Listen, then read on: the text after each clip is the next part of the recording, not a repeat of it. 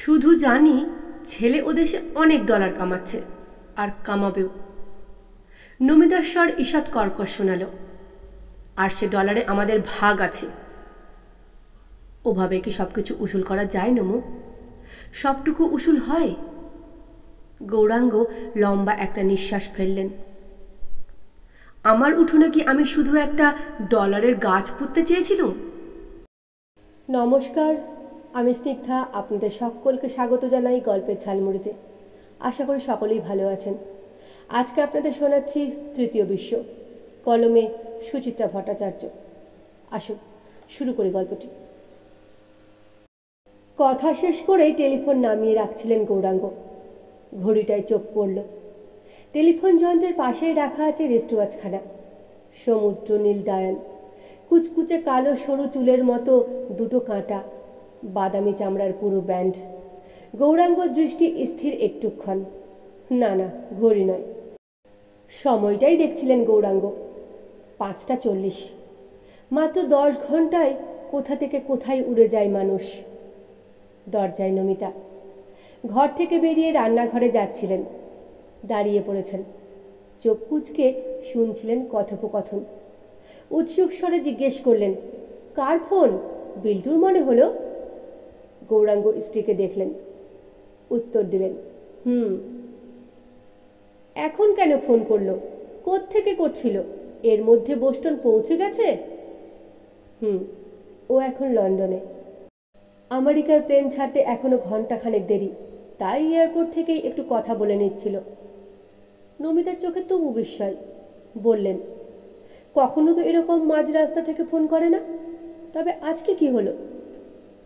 এবার করলো, ইচ্ছে হয়েছে। গৌরাঙ্গ শুকনো হাসলেন। হয়তো ভেবেছে বাবা মাকে তো আর ফোন ধরতে বাড়িওয়ালার ঘরে ছুটতে হবে না, তাই। আমায় একটু দিতে পারতে তো, কথা বলতাম। পরে বলো, কাল সকালেই আবার করবে বলেছে বোস্টন থেকে। এখন কি বলছিল? তেমন কিছু না। তুমি কি করছো, তোমার মন খারাপ স্টার্ট হয়েছে কিনা, এই আর কি। নমিতা বুঝি এটাই শুনতে চাইছিলেন। পলকা ছায়া সরে গিয়ে মুখখানা হাসিতে ভরে গেছে। দেখলে তো বিটুর এখনো আমাদের ওপর কত টান। দূরে গেলেই ছটপট করে। গৌরাঙ্গ প্রতিবাদও করলেন না, সায়ও দিলেন না। ছোট্ট একটা শ্বাস পড়ল। বিল্টু যে নিয়মিত বাবা মার খোঁজ খবর নেয়, তাদের কথা যথেষ্ট ভাবে, এতে তো কোনো সংশয়ই নেই। গৌরাঙ্গ নমিতার সামান্যতম অসুখ বিসুখের সংবাদ পেলেও ভারী উতলা হয়ে পড়ে বিল্টু। কত ভাবনা ছেলের। গত বছরের আগের বছর নমিতার ম্যালেরিয়া হলো। বিল্টু তখন ঘন ঘন ফোন করত দোতলায়। বাড়িওয়ালা বিমল হালদার একবার বুঝি বিরক্তি প্রকাশ করেছিল। জানতে পেরে বিল্টু পরের বার এসেই আগে টেলিফোন বসালো বাড়িতে। এটাকে কিসের নমুনা বলবেন গৌরাঙ্গ? টানই তো। শীতকালটায় বাতের ব্যথা বাড়ে নমিতার। গৌরাঙ্গরও ব্রঙ্কাইটিসের ধাত। গত বছর বিল্টু দুম করে একখানা গিজার লাগিয়ে দিল বাথরুমে। বাবা মার সুবিধে অসুবিধার কথা ভাবে বলেই না। এই বাড়ি তো। ঠিকই কাজের মেয়েটার পরপর 5 দিন ডুব। জ্বরে নাকি মাথায় তুলতে পারছিল না সে। একা হাতে সব দিক সামলাতে গিয়ে নমিতার হিমশিম দশা। দেখো না দেখো, বিল্টু একখানা দামি ওয়াশিং মেশিন নিয়ে উপস্থিত। নিজেই দোতলায় গিয়ে বিমলবাবুর সঙ্গে কথা বলে এলো। প্লাম্বার ডেকে নতুন কল পাইপ বসালো সেই মানধার তামুলের বাথরুমে। একেও কি টান বলবেন না? তবু কেন যেন মনটা আজকাল কেমন খচখচ করে গৌরাঙ্গের। মাঝে মাঝে মনে হয়, এ কি শুধুই টান নাকি কর্তব্যবোধ? বিল্টু কি বাবা মার দেনা শোধ করছে? গৌরাঙ্গ মনে মনে ধমকালো ভাবনাটাকে। বিষণ্ণ ভাবটুকু ঝেড়ে ফেলে আলগা রসিকতা জুড়লেন স্ত্রীর সঙ্গে। বাবা মার ওপর টান বলছো কেন? বলো মায়ের ওপর টান। তোমার ছেলে মান তো প্রাণ। ঠান্ডাটা বেশ বেড়েছে আজ। গোটা ডিসেম্বর মাস শীত যেন লুকোচুরি খেলছিল। জানুয়ারি পড়তে না পড়তেই জাঁকিয়ে আস্তানা গেড়েছে। সন্ধে নামার সঙ্গে সঙ্গে কনকনে হাওয়া ঢুকছে জানলা দিয়ে, মশাও। জানালার পাটগুলো বন্ধ করতে করতে ঘুরে তাকালেন নমিতা। কীরকম? কটা উদাহরণ দেব? মনে করে করে প্রত্যেকবার তোমার বাতের তেল আনছে। মাকে সুন্দরী দেখাবে বলে বাহারি স্কার্ফ নিয়ে এলো, মিক্সি, ওয়াশিং মেশিন সবই তো এসেছে তোমারই দুঃখ ঘোচাতে। তুমি কি হিংসুটে গো? নমিতার গলায় ছদ্মকোপ। বিল্টু কি তোমার জন্য কিচ্ছুটি আনে না? কার্টুন কার্টুন সিগারেট আসছে, এই লোশন, ওই ক্রিম, এবার কত কায়দার ঘড়ি এলো, এসব কার জন্যে? দিনে 27 বার হাতে নিয়ে দেখছো, বারবার নাড়াচাড়া করেও আশ মিটছে না। বাপের জন্মে এমন ঘড়ি দেখেছ? নমিতা ভুল তো কিছু বলেনি। ঘড়িখানা সত্যিই জব্বর, যেমন দেখুন বাহার তেমনই অভিনব। বড়সড় ডায়ালে বৃত্ত আঁকা 1 ডজন, অনেকটা আলপনার মতন। বোতাম টিপলেই এক একটা বৃত্তে এক এক দেশের সময়, সব নামি নামি দেশ, Australia, Canada, France, Japan, Germany, Italy, UK, USA, কোনো কোনো দেশের আবার 2-3টে করে টাইম। তার জন্যেও বৃত্ত আছে আলাদা আলাদা। ভারতের জন্য অবশ্য তেমন কিছু নেই, এখানকার সময় দেখতে হলে অন্য ব্যবস্থা। পিছনে আর একটা বোতাম আছে ঘড়ির, সেটা টিপলে সবকটা বৃত্ত অচল হয়ে যাবে। তখন কাঁটা ঘুরিয়ে ঘুরিয়ে যেভাবে চাও স্থানীয় সময় বেঁধে নাও। এমন আজব ধরনের ঘড়ি সত্যিই তো জীবনে দেখেননি গৌরাঙ্গ। টেবিল থেকে ঘড়িখানা তুলে গৌরাঙ্গ দেখলেন আরেকবার। বোতাম টিপে টিপে ইংল্যান্ডের সময় আনলেন 12:17। এখানে শীতের সন্ধ্যা ক্রমশ গাঢ় হয়ে আসছে। বিল্টুর লন্ডনে এখন ঝলমলে দুপুর। কি আশ্চর্য, তাই না? নমিতা স্বামীর কাণ্ড কারখানা দেখছিলেন। হাসতে হাসতে বললেন, খুব পছন্দ হয়েছে? হ্যাঁ, না হয় উপায় আছে, তোমার ছেলে এনে দিয়েছে বলে কথা। দয়া করে ওটা আর ওভাবে সাজিয়ে রেখো না, সব সময় পড়বে। বিল্টু পই পই করে বলে গেছে কিন্তু, তোমার আদ্যিকালের এই চেমটির এবার ছুটি। আমার দিশি ঘড়িও কিন্তু খুব সার্ভিস দিল। গৌরাঙ্গ মৃদু হাসলেন। মনে আছে কবে কিনেছিলাম? হ্যাঁ, খুব মনে আছে। সেই যে আমার বাবার দেওয়া শিকো ঘড়িটা বাসে ছিনতাই হলো, তখনই তো। কারেক্ট। বিল্টু তখন 1 না 2 পড়ছে। দেখতে দেখতে 23-24 বছর পার করে দিল। এখনও কি নিখুঁত টাইম দেয় বলো? সে দিকে ওই খসকুটে মার্কা ঘড়ি আর একদম নয়। পার্মানেন্টলি বাতিল করে দেব? পুরনো জিনিসের ওপর এত কেন মায়া তোমার? হ্যাঁ, ফেলো ফেলো, এবার ফেলে দাও। পুরনো হলে বুঝি ফেলে দিতে হয়? গৌরাঙ্গের হাসি চওড়া হলো। তুমিও তো প্রায় 32 বছরের পুরনো হলে, বাতিল করি? ভয় দেখাচ্ছ? নমিতা কপট ভ্রুভঙ্গি করলেন। দাও না ছেড়ে, অনেক কাল তো হলো ঘানি টানলাম, এবার একটু শুয়ে বসে জিরুই। এমন সোনার টুকরো ছেলে থাকতে আমার কিসের চিন্তা? বিল্টুকে বললেই বিল্টু আমায় $50-100 এমনিই পাঠিয়ে দেবে। খুব দেখি ছেলের ডলার চিনেছ? চিনবই তো, আমার ছেলেরই তো ডলার। এই ধরনের কথা আজকাল প্রায় বলেন নমিতা। শুনতে ভালো লাগে না গৌরাঙ্গের। মনে হয় নমিতা যেন আস্ফালন করছেন, অহংকার দেখাচ্ছেন। বিল্টুই কি এভাবে ভাবতে শেখালো নমিতাকে? ছেলের ডলার যে ছেলেরই ডলার। বাবা মাকে বিল্টু যা দেয় বা পাঠায় তা যে শুধুই উপঢৌকন। এই সরল সত্যটা কেন যে নমিতার মগজে ঢোকে না?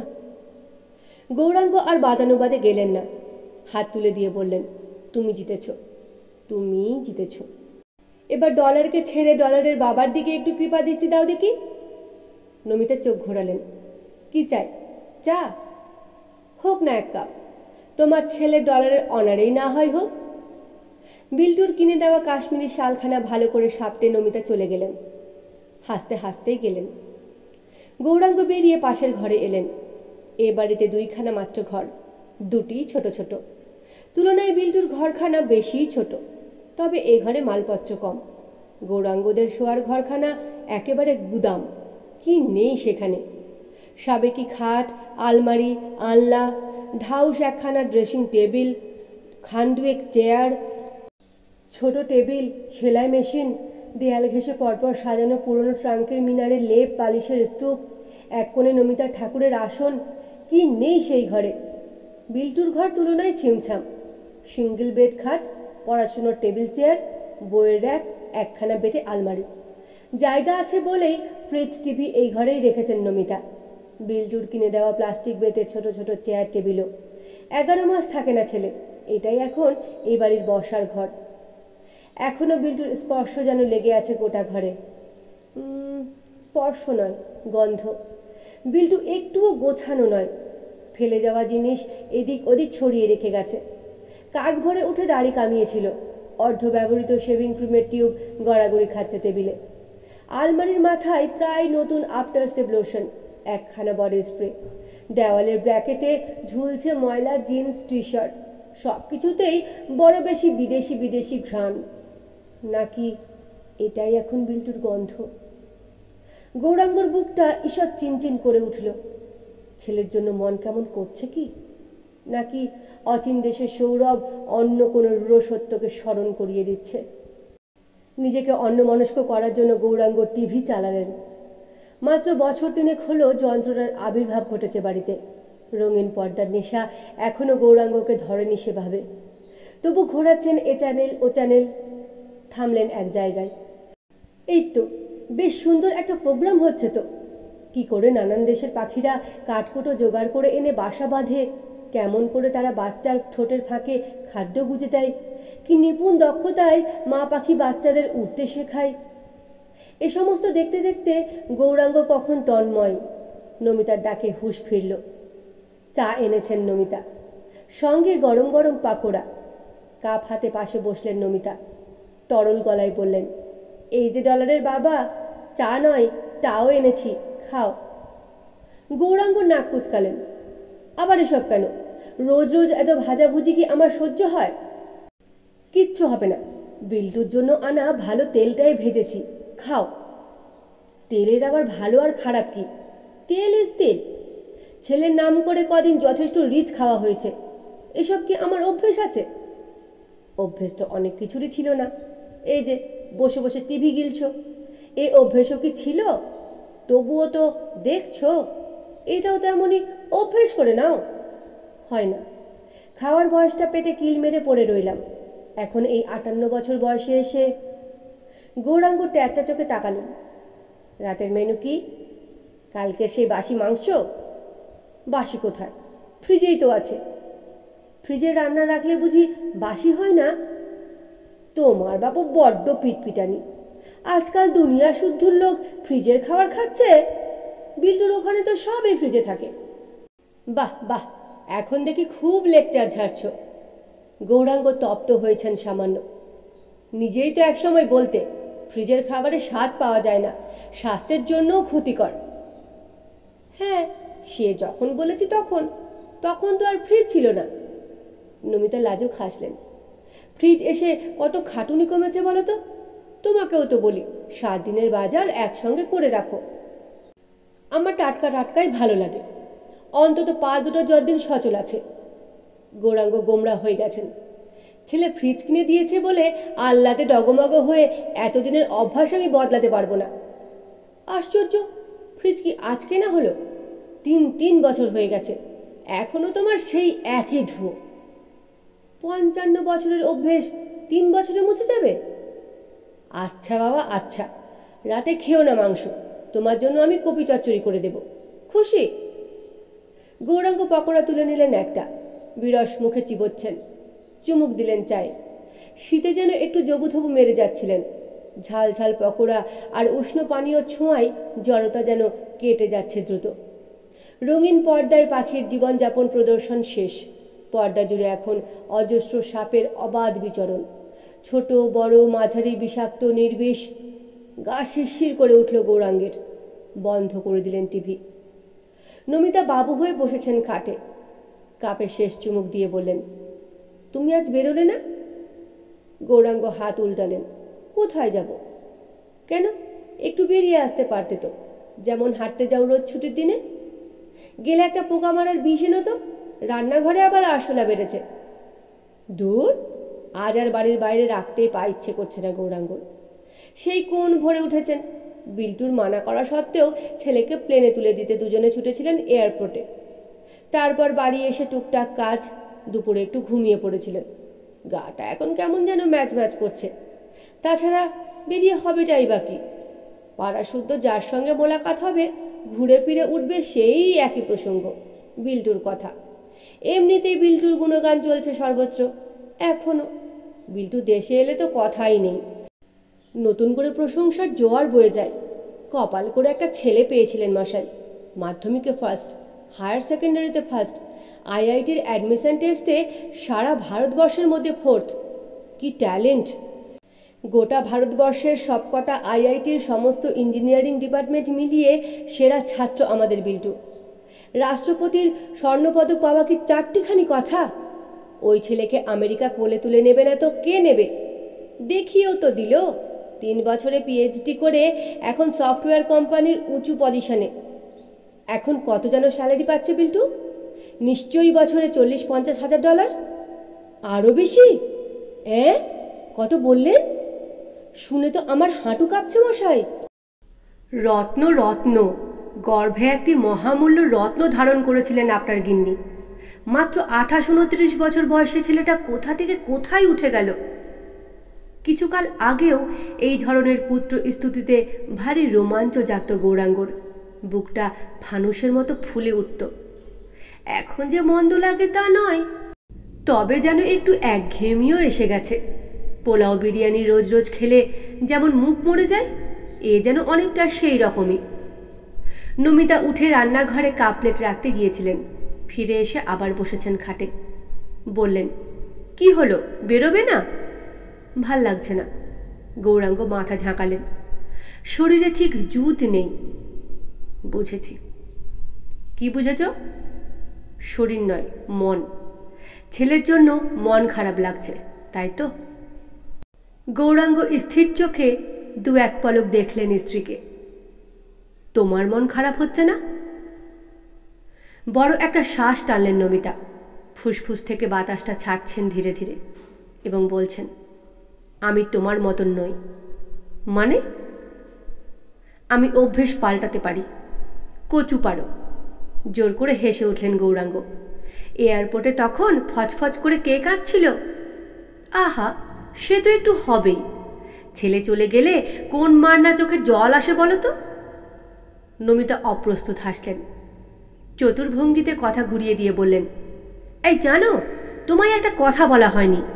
সকালে ফিরে তুমি চুল কাটতে যখন গেলে, তখন বিল্টুর খোঁজে বিল্টুর এক বন্ধু এসেছিল। প্রসঙ্গ মোড় নিতে গৌরাঙ্গও যেন হাঁপ ছেড়ে বাঁচলেন। স্বাভাবিক স্বরে প্রশ্ন করলেন, বন্ধু? কোন বন্ধু? স্বপন না তপন কি যেন নাম একটা। বিল্টুর সঙ্গে নাকি স্কুলে পড়ত। আমি তো বাবা আগে কখনো দেখিনি। ও, তা কি বলছিল? ও বাবা, সে তো দেখলাম বিল্টুর বড় ভক্ত। পার্থপ্রতিম বলতে অজ্ঞান। বলছিল পার্থ ক্রোড়মে এক মাসিমা, বিদেশে কত লাখ লাখ টাকা কামাচ্ছে, কিন্তু এতটুকু ফাঁট নেই। পুরনো বন্ধুদের দেখলে ডেকে ডেকে কথা বলে। পাড়া প্রতিবেশী, আত্মীয় স্বজন, বন্ধু বান্ধব সব মহলেই বিল্টুর এই গুণ নিয়েও চর্চা হয় জোর। গৌরাঙ্গ জানেন সেটা। এই তো পরশুই সুধাংশুবাবু বলছিলেন, আহা, আমাদের বিল্টুর ব্যবহারটি কি চমৎকার, কত নম্র বিনয়ী। রাস্তার মধ্যিখানে টিপ করে সেদিন আমায় একটা প্রণাম করলে। কি ধাতু দিয়েই যে বিধাতা এদের গড়েন। গৌরাঙ্গ হাসলেন মুখ টিপে। বিল্টুর বন্ধু কি শুধু বন্দনায় গিয়ে গেল? মোটেই না, ওটা তো একটা উপক্রমণিকা। আসল উদ্দেশ্য ছিল অন্য। ওদের পাড়ায় আজ কি একটা রক্তদান শিবির হচ্ছিল, সেখানেই নিয়ে যেতে এসেছিল বিল্টুকে। আজই ভোরে বিল্টু উড়ে গেছে শুনে কি আফসোস, কি আফসোস। ইস মাসিমা, অল্পের জন্য মিস হয়ে গেল। পার্থর মতো ছেলেকে তো আমরা দেশে ধরে রাখতে পারলাম না। অন্তত যদি ওর 250 শিশি রক্ত এই পোড়া দেশের জন্য রেখে যেত। শুনে আমার যা রাগ হচ্ছিল না, কি বলি তোমায়। রাগ কেন? বিল্টু রক্ত দিতে পারল না বলে? বালাই ষাট, ছেলেটা আমার 2 দিনের জন্য দেশে আসে কি রক্ত বিতরণ করতে? কথাটা ঝাং করে কানে বাজল গৌরাঙ্গর। পলকে চোখের সামনে ভেসে উঠেছে অসংখ্য ছবি। ভাসছে, দুলছে, দ্রুত সরে সরে যাচ্ছে। খবরের কাগজের প্রথম পাতায় বিল্টু হাসছে, ভেতরের পাতায় বিল্টু জড়িয়ে ধরে আছে তার মাকে। 2 বছর ঘুরতে না ঘুরতে আবার প্রথম পাতায় বিল্টু, আবার হাসছে। বসে আছে বাবা মার মধ্যেখানে। বাড়িতে সাংবাদিকদের ভিড়, ক্যামেরার ক্লিক ক্লিক, ভিডিওর দোলন। ইন্টারভিউয়ের পর ইন্টারভিউ দিচ্ছে বিল্টু। তুমি বড় হয়ে কি হতে চাও পার্থপ্রতিম? আপনাদের দেওয়া সম্মানের যোগ্য মর্যাদা দিতে চাই। সভা সমিতিতে অবিরাম বিল্টু সম্বর্ধনা চলছে। বিল্টুর গলায় ফুলের মালা, পাশে উপহারের পাহাড়, চেক। মুখ্যমন্ত্রী ডেকে পাঠালেন বিল্টুকে। কাছে টেনে নিয়ে হাত রেখেছেন কাঁধে। দেশ তোমাদের মতো ছেলেদেরই মুখ চেয়ে আছে পার্থপ্রতিম। হাই ভগবান, এই ছবিগুলোই যে কেন মনে পড়ল গৌরাঙ্গর। রাতে খাওয়া দাওয়ার পর শীতটা যেন দ্বিগুণ হয়ে গেল। বাইরে এক নির্জন রাত, থমথম করছে। হিমেল হাওয়া দখল নিয়েছে পৃথিবীর। রাস্তায় হঠাৎ একটা কুকুর ডেকে উঠল। গোঙাতে গোঙাতে ক্রমে মিলিয়েও গেল তার আওয়াজটা। দূরে বোধহয় জলসা হচ্ছে কোথাও। আবছা একটা সুর এসে ধাক্কা মারছিল গৌরাঙ্গর বন্ধ জানালায়। নিজেকে আষ্টে পৃষ্ঠে শালে মুড়ে চেয়ারে বসেছিলেন গৌরাঙ্গ। দিনান্তে সিগারেটখানা খাচ্ছেন। ইদানিং ধূমপান একদমই কমিয়ে দিয়েছেন। বড্ড কাশি হয়, সারাদিনে বড় জোর গোটা চারেক।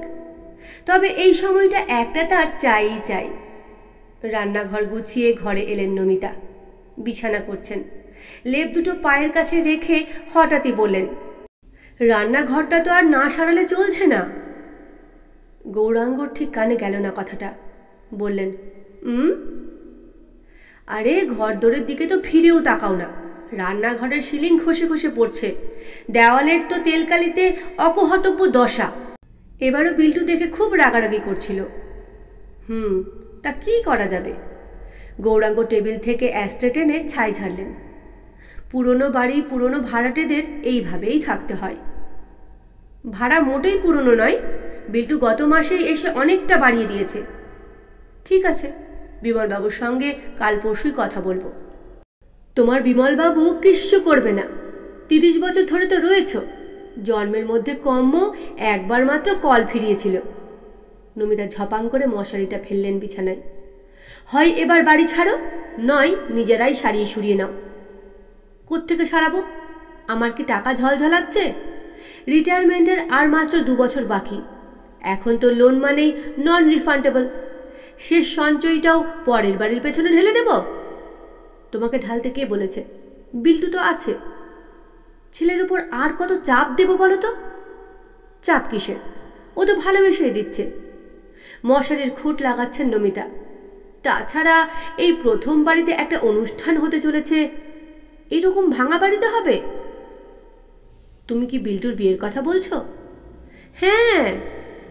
নমিতার ভরাট মুখে হাসি ছলকে উঠল। ছেলে তো বলে গেল মেয়ে দেখতে। হয় শ্রাবণে, নয় অগ্রহায়ণে এসে বিয়ে করে যাবে। গৌরাঙ্গ একটুক্ষণ চুপ হয়ে রইলেন।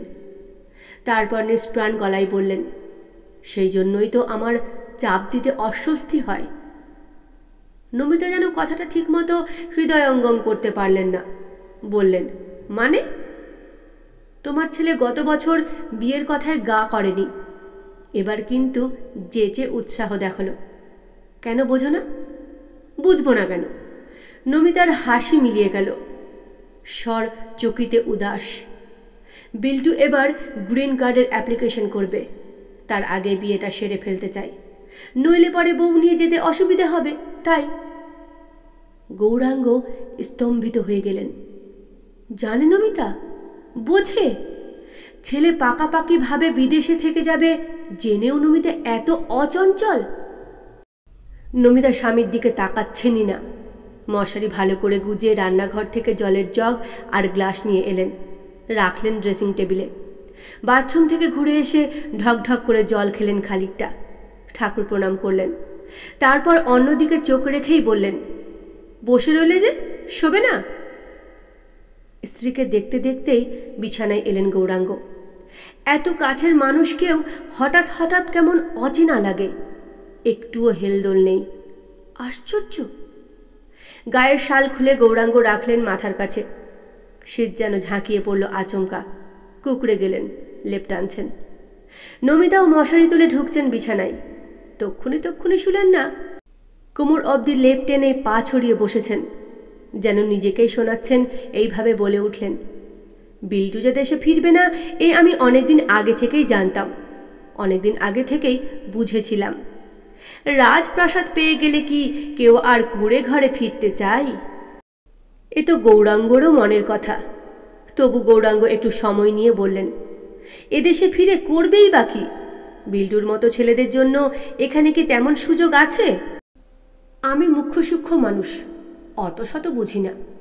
ও দেশে কি মহাকার্য করে বিল্টুর প্রতিভা বিকশিত হচ্ছে তাও আমি জানি না। শুধু জানি ছেলে ওদেশে অনেক অনেক ডলার কামাচ্ছে, আর কামাবেও। নমিতার স্বর ঈষৎ কর্কশ শোনাল। আর সে ডলারে আমাদের ভাগ আছে। ছি ছি নুমু, ওভাবে বলো না। গৌরাঙ্গের স্বর দুলে গেল। ওতে যে নিজেদেরই ছোট করা হয়, বোঝো না? মহৎ শাস্তে আমার ভারী দায় পড়েছে। নমিতার গলা আরও চড়ল। ছেলের জন্য কি করিনি আমরা? কেন প্রতিদান চাইব না বলতে পারো? সারা জীবন কতটুকু আমোদ আহ্লাদ করেছি আমরা। কোথাও বেড়াতে গেছি, ভালো জামা কাপড় পরেছি, সিনেমা থিয়েটার দেখেছি। তোমার অফিসের পিয়নদের ঘরেও বুঝি টিভি ফ্রিজ আছে, আমাদের তো তাও ছিল না। আমরা কিনিনি। ছেলে ছেলে ছেলে, ছেলের পড়াশোনা, ছেলের ভবিষ্যৎ, ছেলে ছাড়া আমাদের ছিলটাই বাকি। নমিতার ভেতর থেকে যেন লাভা স্রোত উঠে আসছে। গৌরাঙ্গর বুকের মধ্যে একটা কষ্ট গুমড়ে গুমড়ে উঠছিল। সত্যি তো, কি না করেছেন তারা বিল্টুর জন্য। ছেলে ক্লাস 4-এ পড়ার সময় একদিন হেডমাস্টার মশাই ডেকে বললেন, পার্থ একটু আলাদা ধরনের ছেলে গৌরাঙ্গবাবু, ওর দিকে একটু বেশি করে নজর দেবেন। তখন থেকেই তো যেন লড়িয়ে দিয়েছিলেন গৌরাঙ্গ আর নমিতা। প্রতিভা নিশ্চয়ই ছিল বিল্টুর, তাতে সন্দেহ নেই, কিন্তু পেছনে এককারী টিউটার তো ছিল। মাধ্যমিকের সময় 5 জন টিউটার, হায়ার সেকেন্ডারিতে 6 জন। তাদের পারিশ্রমিক জোগাতে নিজের মাইনে তো সাবার হওয়ার জোগাড়। তবু দমেননি গৌরাঙ্গ। আইআইটিতে ভর্তি করালেন বিল্টুকে। ধার নিতে হলো প্রভিডেন্ট ফান্ড থেকে। ছেলে বিদেশে যাবে, তার প্যাসেজ মানি জোটাতে আবার ধার। লোয়ার ডিভিশন ক্লার্ক থেকে ঘষ্টে ঘষ্টে বড়বাবু হওয়া গৌরাঙ্গ সরকারের কত সামর্থ্য থাকতে পারে? এ জীবনে তার ব্যাংক ব্যালেন্স কখনো 1000 টাকা ছাড়ালো না। সে তো ওই বিল্টুর জন্যই। কত সস্তায় জমি পেয়েছিলেন সন্তোষপুরে, মাত্র 14,000 টাকা করে কাঠা। নিয়ে নেওয়ার জন্য সহকর্মী উৎপলবাবু কত ঝোলাঝুলি করেছিলেন। জায়গাটা কিন্তু খুব ডেভেলপ করছে গৌর, পরে কিন্তু মাথা কুড়লেও এমনটি পাবে না।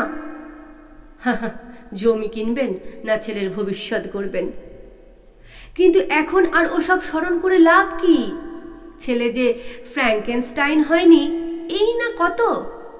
এখন সে তার নিজের দুনিয়া খুঁজে নিলে বাবা মা কেন অভিমান করবে? লেপের ভেতর থেকে হাত বাড়িয়ে গৌরাঙ্গ ছুলেন স্ত্রীকে। বিড়বিড় করে বললেন, বিল্টুর জন্য আমাদের মান সম্মানও তো কত বেড়েছে, সেটাও একবার ভাবো। নমিতা অনেকটাই স্তমিত হয়ে এসেছেন। ফ্যাঁসে গলায় বললেন, মান সম্মান ধুয়ে ধুয়ে আর কতদিন জল খাবো? কেন প্রাপ্যটুকু উসুল করে নেব না? কেন বলতে পারো? ওভাবে কি সবকিছু উসুল করা যায় নমু? সবটুকু কি উসুল হয়? গৌরাঙ্গ লম্বা একটা নিঃশ্বাস ফেললেন। আমার উঠোনে কি আমি শুধু একটা ডলারের গাছ পুঁততে চেয়েছিলাম? বলে কেঁদে ফেললেন নমিতা। কথাটা যেন একটুক্ষণ নমিতার আঁচল ধরে বসেই রইল। তারপর ঘুরছে ঘরময়, পাক খাচ্ছে, মাথা কুটে মরছে মলিন দেওয়ালে, ম্যাড়ম্যাড়ে আলোয়। গৌরাঙ্গ হাত বাড়িয়ে বেড সুইচ টিপলেন। চোখ বুঝেছেন। দেখতে পাচ্ছিলেন নীল অতলান্তিক মহাসাগর পেরিয়ে অনেক অনেক দূরে চলে যাচ্ছে একটা প্লেন, অন্য পৃথিবীতে। পাশে খুব কাছে একটা কান্নার আওয়াজও পাচ্ছিলেন গৌরাঙ্গ। নমিতা ফোপাচ্ছেন। ভেজা চোখে গৌরাঙ্গ পাশ ফিরে শুলেন। ধন্যবাদ গল্পটি শোনার জন্য। ভালো লাগলে অনুগ্রহ করে আমার পাশে থাকবেন।